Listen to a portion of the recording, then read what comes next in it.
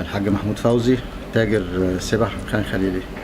والله السبح دي عالم كبير يعني. انا بادئ بيها من 40 سنه، مش وراثه ولا حاجه، من 40 سنه، وكانت في ناس شغاله فيها. بس احنا طورنا فيها الفتره القديمه اللي فاتت ديت. طورنا فيها كتير ودخلنا فيها خامات جديده، وكانت الاول زمان طبعا معمول ب 1400 سنه. كانت السبحه دي معروفه في العالم كله، معروفه من 1400 سنه. كانوا بيسبحوا بالحصى والحبوب ونوى البلح وكده. طورت الطرق ده طبعا دلوقتي، طورت من ايام الفاطميه لما دخلت الفاطميه هنا والعصر الفاطمي.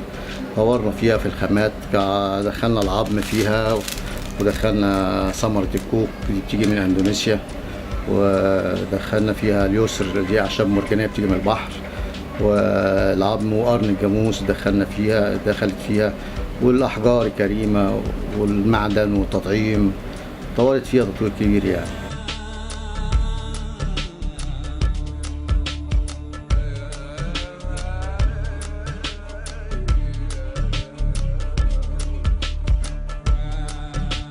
الآلات اللي بنعتمد عليها بالنسبة للمعدن السلك والفضة، وبنعملها سلك، والمعدن الألمونيا، والمعدن النحاس الأبيض والنحاس الأحمر.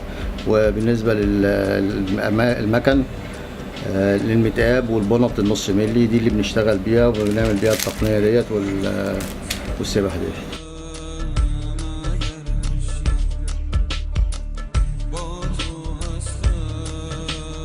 بالنسبة للأسعار كقيمة الخامة، يعني الخامة هي اللي بتحدد، الخامة اللي بتحدد سعر السبحة. بالنسبة في خامات قيمة زي الكهرمان واليسر والعاج، دي خامات قيمة فبتبقى غالية. وفي خامات رخيصة زي العظم والبوليستر والقرن والكوك، ده بيبقى برضه خامات رخيصة شوية فسعرها بيقل شوية.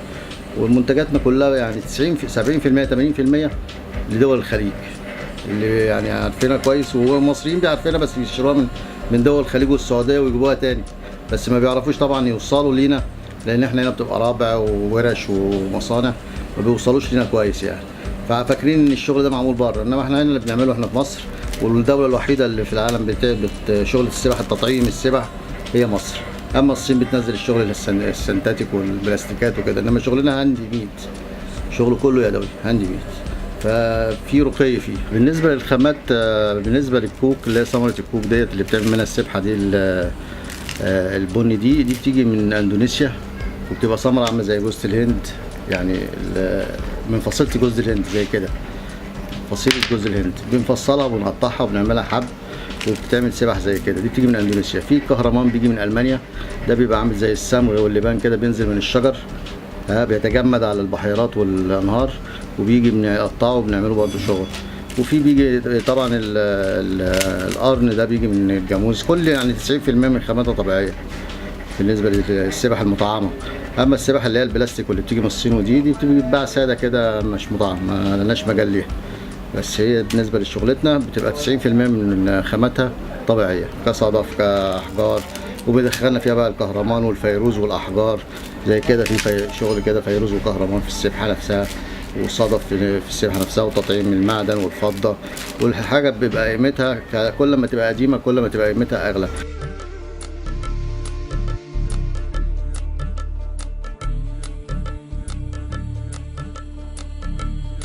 اسمي محمد سيد، هنا بقى لي حوالي سنة ولا حاجة أو أكتر. ايه دورك هنا بقى في صناعة فن السبح؟ تخريم، يعني أنا بخرم.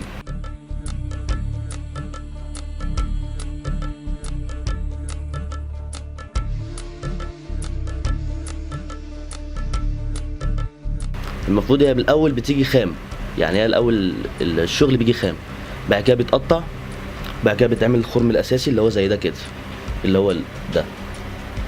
بعد كده بيخش بقى على اللفه، بنلف الحبايه على حسب ما احنا عايزينها زيتونه، عايزينها ترمسها.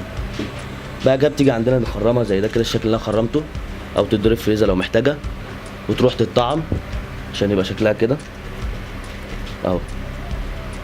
وبعد كده تتصنفر وتتلمع وتتلضم وخلاص.